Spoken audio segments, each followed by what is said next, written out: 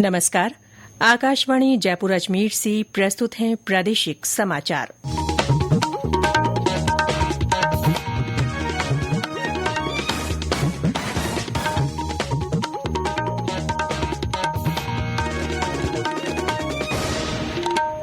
मुख्य समाचार।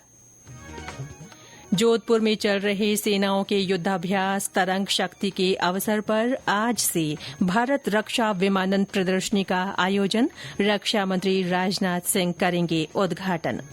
केंद्र ने आयुष्मान भारत प्रधानमंत्री जन आरोग्य योजना में 70 वर्ष से अधिक उम्र के सभी वरिष्ठ नागरिकों के स्वास्थ्य कवरेज को दी मंजूरी। मंत्रिमंडल की बैठक में लिए गए कई अहम फैसले। राइजिंग राजस्थान इन्वेस्टमेंट समिट के सिलसिले में राज्य सरकार के प्रतिनिधिमंडल ने जापान के उद्यमियों को प्रदेश में निवेश के लिए किया आमंत्रित। और प्रदेश में बरसात का दौर 2-3 दिन और जारी रहने की संभावना। पूर्वी जिलों में कई स्थानों पर तेज बारिश से जनजीवन प्रभावित।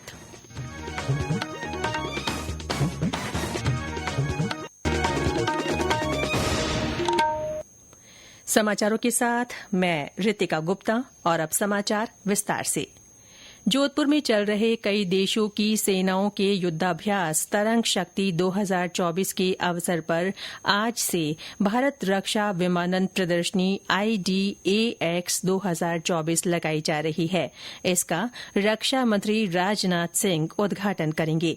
14 सितंबर तक लगने वाली इस प्रदर्शनी में विभिन्न उत्पादों और प्रौद्योगिकियों के साथ रक्षा उद्योग की भागीदारी रहेगी।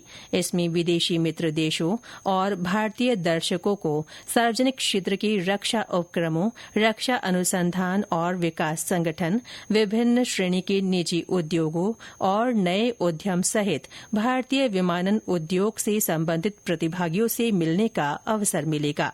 प्रदर्शनी का उद्देश्य तरंग शक्ति 2024 में भाग ले रहे वैश्विक वायुसेनाओं के निर्णयकर्ताओं और अंतिम उपयोगकर्ताओं के सामने भारतीय विमानन उद्योग के स्वदेशी कौशल को प्रदर्शित करना है। 12 से 14 सितंबर तक आयोजित होने वाली इस प्रदर्शनी में स्वदेशी रक्षा उत्पादों और प्रौद्योगिकी विशाल श्रृंखला का प्रदर्शन किया जाएगा। भारतीय वायुसेना का एरो स्पेस डिजाइन निदेशालय भागीदार स्टार्टअप के साथ प्रदर्शनी में भाग ले रहा है। इस स्टार्टअप से मानव रहित हवाई खतरे का मुकाबला करने के लिए RF gun, high altitude pseudo satellite lighting, गोला बारूद, एयर लॉन्च किए जाने वाले लचीले एसेट, प्रशिक्षण के लिए स्मार्ट ग्लास तकनीक, उप स्वास्थ्य निगरानी प्रणाली और त्वरित रनवे मरम्मत को कम करने के लिए फोल्डेबल फील्ड मैट जैसी विशिष्ट तकनीक और उत्पादों का प्रदर्शन होगा। रामेश्वर बेड़ा, आकाशवाणी समाचार, जोधपुर। गौरतलब है कि भारतीय वायुसेना जोधपुर में कई देशों के युद्धाभ्यास तरंग शक्ति 2024 का आयोजन कर रही है। केंद्रीय मंत्रिमंडल ने आयुष्मान भारत प्रधानमंत्री जन आरोग्य योजना के तहत 70 वर्ष से अधिक उम्र के सभी वरिष्ठ नागरिकों की स्वास्थ्य कवरेज को मंजूरी दे दी है। कल नई दिल्ली में मंत्रिमंडल की बैठक के बाद मीडिया को जानकारी देते हुए सूचना और प्रसारण मंत्री अश्विनी वैष्णव ने बताया कि 3,437 करोड़ रुपए की इस योजना में आय संबंधी कोई सीमा नहीं रखी गई है। श्री वैष्णव ने कहा कि इससे वरिष्ठ नागरिकों को 5 लाख रुपए तक के निःशुल्क इलाज की सुविधा मिलेगी। सबसे बड़ा जो फैसला लिया गया है कैबिनेट में वो है कि 70 इयर्स से ज्यादा के जो हमारे सीनियर सिटीजन्स हैं उनको universal health coverage Ayushman Bharat PM Jan Arogya Yojana में कवर करने का फैसला लिया गया है। ये बहुत बड़ा फैसला है। इस फैसले में एक बड़ी मानवतावादी सोच है और माननीय प्रधानमंत्री श्री नरेंद्र मोदी जी ने जो कमिटमेंट दिया था वो कमिटमेंट डिलीवर किया है। मंत्रिमंडल ने मौसम पूर्वानुमानों और जलवायु संबंधी जानकारी में अधिक क्षमता हासिल करने के लिए मिशन मौसम योजना को मंजूरी दी है। इस योजना पर 2 सालों में 2,000 करोड़ रुपए खर्च किए जाएंगे। पृथ्वी विज्ञान मंत्रालय की ओर से शुरू की जाने वाली इस योजना से देश में मौसम और जलवायु संबंधी विज्ञान, अनुसंधान और सेवाओं को बढ़ावा मिलेगा।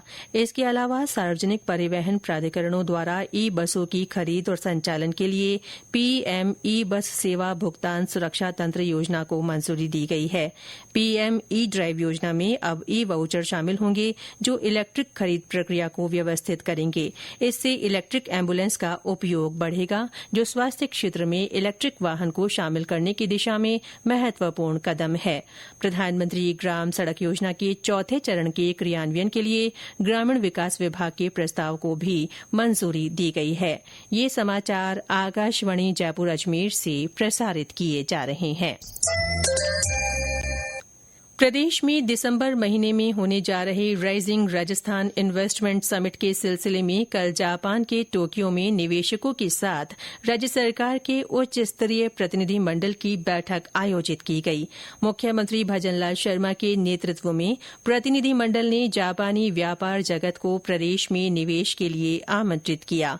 इस अवसर पर मुख्यमंत्री ने कहा कि जापान के साथ राज्य सरकार निवेश के अलावा एक स्थायी और दीर्घकालिक साझेदारी करना चाहती है।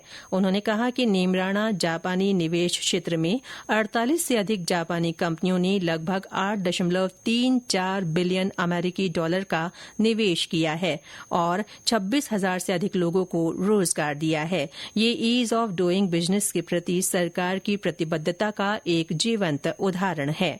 मुख्यमंत्री ने जापान के व्यापार और उद्योग उप मंत्री इशिताको को इन्वेस्टमेंट समिट का भागीदार देश बनने के लिए भी आमंत्रित किया। सरकार के प्रतिनिधि मंडल ने टोक्यो में विभिन्न कंपनियों के सीईओ और बिजनेस लीडर्स के साथ लंच पर मुलाकात की और उन्हें भी प्रदेश में अपना व्यवसाय स्थापित करने के लिए आमंत्रित किया। प्रदेश में बारिश का दौर अभी 2-3 दिन और जारी रहने की संभावना है। मौसम विभाग ने कहीं कहीं भारी बारिश का अलर्ट भी जारी किया है। इससे पहले पिछले 24 घंटों में पूर्वी राजस्थान के कई जिलों में बारिश हुई। सबसे ज्यादा बारिश धौलपुर में दर्ज की गई। जिले के कई इलाकों में पानी भरने से जनजीवन प्रभावित हो रहा है। हमारे संवाददाता ने बताया कि मचकुंड तालाब कई सालों बाद लबालब हो गया है। धौलपुर जिले में मंगलवार से शुरू हुई बारिश का दौर लगातार जारी है। जिले में तेज बारिश के चलते धौलपुर शहर में अब तक 100 mm तक बारिश दर्ज हो चुकी है। लगातार हो रही बारिश से जिले के सभी बांध ताला ओवरफ्लो हो चुके हैं। इसके चलते आंगई बांध के बुधवार सुबह 6 गेट खोलकर पार्वती नदी में पानी छोड़ा गया है। इसके बाद पार्वती नदी की सभी रपटों के ऊपर पानी बह रहा है। इससे 50 से अधिक गाँवों में आवागमन प्रभाव पड़ा है तथा रास्ते बंद हो चुके हैं। वहीं चम्बल नदी भी खतरे के निशान के पास पहुंच चुकी है। धौलपुर पाड़ी रोड पर उर्मिला सागर बांध ओवरफ्लो होने पर पुरानी सड़क को काटकर पानी निकाला जा रहा है। इधर मचकुंड में 45 साल बाद मचकुंड सरोवर ओवरफ्लो हुआ है। इससे परिक्रमा मार्ग पर पानी भर चुका है। छितरिया ताल ओवरफ्लो होने से धौलपुर शहर के 20 से अधिक कॉलोनियों में पानी भर चुका है। गौरव शर्मा, आकाशवाणी समाचार, धौलपुर। बारां में पिछले 3 दिनों से रुक रुक कर बारिश हो रही है। जयपुर में बादल छाए हुए हैं और अलसुबह से हवाएं चल रही हैं। जोधपुर में लगातार हो रही बरसात से बिलाड़ा का जसवंत सागर बांध अपनी भराव क्षमता पर पहुंच गया है। प्रशासन ने आसपास के गांवों के लिए अलर्ट जारी किया है। पाली में सोजत का राज सागर चौपड़ा बांध छलक गया है। जवाई बांध में पानी की आवक जारी है। सवाईमाधोपुर में बीती रात से बरसात का सिलसिला चल रहा है। करौली में तेज बरसात के समाचार हैं। भरतपुर में बारेठा और अजान बांध से पानी की निकासी की जा रही है। तेज बरसात और जल भराव की स्थिति को देखते हुए कई जिलों में स्कूलों में विद्यार्थियों का अवकाश घोषित किया गया है। अजमेर और सवाईमाधोपुर में आज कक्षा 1 से 12 के विद्यार्थियों का अवकाश रहेगा। वहीं धौलपुर में आगामी आदेश तक स्कूलों में अवकाश रहेगा। भरतपुर में 14 सितंबर तक विद्यार्थियों की छुट्टी घोषित की गई है। इधर जयपुर में अतिवृष्टि के चलते हुए नुकसान के मद्देनजर ड्रेनेज सिस्टम को बेहतर बनाकर आम जन को जल भराव की समस्या से निजात दिलाई जाएगी। जिला प्रभारी मंत्री जोगाराम पटेल ने कल एक समीक्षा बैठक में ये बात कही। उन्होंने कहा कि टूटी हुई सड़कों का पुनर्निर्माण और गुणवत्तापूर्ण मरम्मत करवाई जाएगी। और अंत में मुख्य समाचार एक बार फिर। जोधपुर में चल रहे सेनाओं के युद्धाभ्यास तरंग शक्ति के अवसर पर भारत रक्षा विमानन प्रदर्शनी का आज रक्षा मंत्री राजनाथ सिंह उद्घाटन करेंगे। केंद्र ने आयुष्मान भारत प्रधानमंत्री जन आरोग्य योजना में 70 वर्ष से अधिक उम्र के सभी वरिष्ठ नागरिकों के स्वास्थ्य कवरेज को मंजूरी दे दी है। मंत्रिमंडल की बैठक में कई अहम फैसले लिए गए हैं। राइजिंग राजस्थान इन्वेस्टमेंट समिट के सिलसिले में राज्य सरकार के प्रतिनिधि मंडल ने जापान के उद्यमियों को प्रदेश में निवेश के लिए आमंत्रित किया है। और प्रदेश में बरसात का दौर 2-3 दिन और जारी रहने की संभावना है। पूर्वी जिलों में कई स्थानों पर तेज बारिश से जनजीवन प्रभावित है। इसके साथ ही प्रादेशिक समाचार बुलेटिन समाप्त हुआ। नमस्कार।